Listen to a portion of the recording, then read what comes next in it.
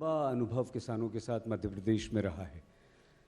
क्या आपको लगता है कि अब समस्याएं बहुत कम हैं, या जो भी हैं वो आपके सामने हैं बहुत अच्छी तरह से, और अब हम उन समस्याओं के निराकरण की तरफ बढ़ रहे हैं, और अगर बढ़ रहे हैं तो कैसे?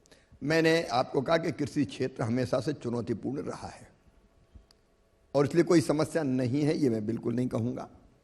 लेकिन समस्याओं के समाधान के ईमानदार और जिसको कहते हैं दीर्घकालीन प्लानिंग, शॉर्ट टर्म नहीं, एक शॉर्ट टर्म लेकिन लंबे समय में इसका समाधान कैसे निकलेगा। जैसे खेती की सबसे बड़ी चुनौती है पानी, रहीमन पानी राखी है, बिन पानी सब सून। जहाँ पानी पहुँच गया खेती बढ़िया हो गई, जहाँ पानी नहीं पहुँचा वहाँ जितना बोते उतना नहीं निकलता। तो पूरे देश को हम सिंचाई के अंतर्गत कैसे लाएं, ये लॉन्ग टर्म प्लान, और उसके लिए निरंतर काम कर रहे हैं हम लोग कि कैसे नदी जोड़ने से लेके पानी रोकने से लेके हम कैसे काम करें।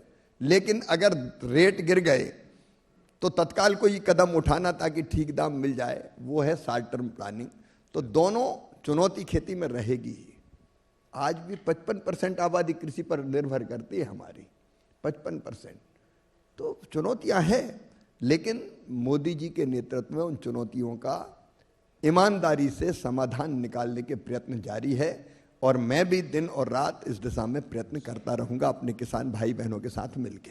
सर, यहाँ किसान तो हैं ही, वैज्ञानिक भी हैं, हमने आपको बताया ही, सारे प्रोफेसर्स कृषि विश्वविद्यालय में पढ़ाने वाले वीसी और प्रोफेसर्स भी एक साथ ही हमारे आपसे एक प्रश्न पूछना चाहते हैं जल्दी से। समय समाप्त हो रहा है, इसलिए अगर आवाज़ आ जाए।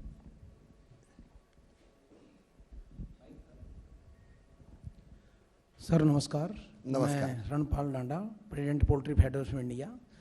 मैं पोल्ट्री फार्मर हूँ चूँकि, तो इसलिए मैं पोल्ट्री में जो एक फीड, हमारा जो फीड बनता है उसमें मेन इंग्रेडिएंट होता है मक्का, जो 60% के करीब हम फीड में यूज़ करते हैं। आपने बहुत अच्छी बात की, किसानों, मैं भी किसान भी हूँ, तो एक अच्छी बात कि आपने कहा एमएसपी बहुत बढ़े हैं। 2013-14 में मक्का का जो एमएसपी था 1310 रुपये था, आज 2225 रुपये है। लेकिन आज हमारे पोल्ट्री फार्मर के सामने एक चुनौती है बहुत बड़ी कि हमारे को आज मक्का 28 रुपये में भी अवेलेबल नहीं है। जब से एथेनॉल के प्लांट ये चालू हुए हैं, थोड़ा हा मक्का उधर हुआ है, तो हमारी लागत और कंजप्शन का जो है वो सारा प्रोडक्शन का बैलेंस बिगड़ गया। तो हमारे लिए मक्का एक बहुत बड़ी चुनौती हो गई है। तो आपने जो बहुत बढ़िया बात की कि लागत घटाना चाहते हैं और वो करना चाहते हैं, तो हम चाहते हैं कि क्यों ना जीएम मक्का की एक वो की जाए, ताकि हमारे यहाँ जो पर एकड़ यील्ड वो बढ़े, फार्मर की लागत भी कम होगी, प्रॉफिट भी ज़्यादा होगा और हमारा भी इससे ये होगा। और जबकि बीटी कॉटन जीएम के रूप में हम पहले कर भी रहे हैं यहाँ पे। तो आपने दो बातें कही, एक मक्का के रेट बढ़े और देश को हमारे पेट्रोल और डीजल जैसी चीज़ों के लिए बहुत विदेशी मुद्रा खर्चा करना पड़ती, क्योंकि हम कच्चा तेल बाहर से बुलाते हैं। इसलिए सरकार इथेनॉल की पॉलिसी लाई कि इससे भी अगर इसको मिला दिया जाए डीजल पेट्रोल में तो ये भी ईंधन का काम करता है।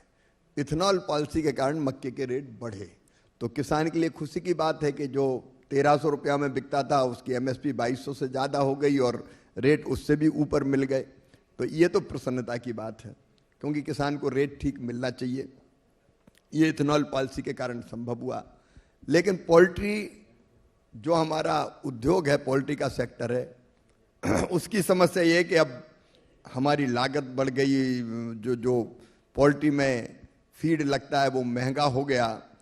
तो ये बात सही है कि वो थोड़ा महंगा हुआ होगा, लेकिन किसान को दाम ठीक मिल रहे हैं, ये खुशी की बात है। अब आपने जीएम सीड के इस्तेमाल की बात कही, जेनेटिक मॉडिफाइड सीड्स के बारे में हमारे वैज्ञानिकों के मन में भी कई मेरी चर्चा हुई है, आशंकाएं हैं, किसान के मन में तो है ही, क्योंकि ये सीड जब हम इस्तेमाल करते हैं तो बहुराष्ट्रीय इनको तो हर साल बदलना पड़ता है।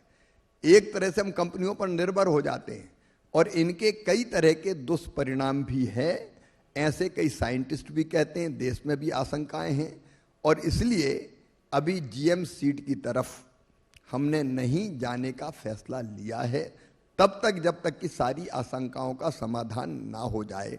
कोई भी चीज़ जो लॉन्ग टर्म के लिए हमारे किसान के हित में ना हो, हम केवल कंपनियों पर बीच के लिए आधारित हो जाएं और कंपनियां मनमाने दाम बढ़ाएं और उसके बाकी दुष्परिणाम भी हो, ये देखते हुए हम एकदम जीएम सीड्स की तरफ नहीं जा सकते।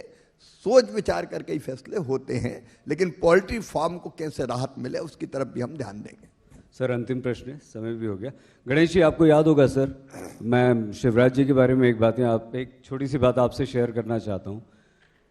हमें लगता है देश के इकलौते ऐसे राजनेता हैं शिवराज सिंह चौहान जी, जो अपनी जनता के लिए, अपने किसान भाइयों के लिए उपवास पर बैठे थे। याद है सर आपको? आपने उपवास किया था गणेश जी, और अपना पूरा मंत्रालय सड़क पर जहां उपवास कर रहे थे वहां टेंट में बैठकर वहां से चलाया था। बारिश हो गई थी, सब गीला हो गया था, लेकिन उठे नहीं थे। ऐसे हैं शिवराज सिंह चौहान जी। यदि किसी को कोई परेशानी तकलीफ होगी तो बातचीत के दरवाजे आपके खुलेंगे। मैं हर मंगलवार को किसानों से, किसान संगठनों से मिलने के लिए समय रखता ही हूं। अब तक कई संगठनों से, कई किसान, ये तो यहां दिल्ली की बात है। अब मैंने तय किया कि जिस भी राज्य में, जैसे 23 तारीख को मैं जा रहा हूं महाराष्ट्र, मैं किसानों के लिए एक कार्यक्रम रख रहा हूं, जहां किसान आएंगे उनके साथ में बैठूंगा, क्योंकि हर एक दिल्ली नहीं आ सकता। तो मेरी कोशिश रहेगी कि हर राज्य में भी जाऊं।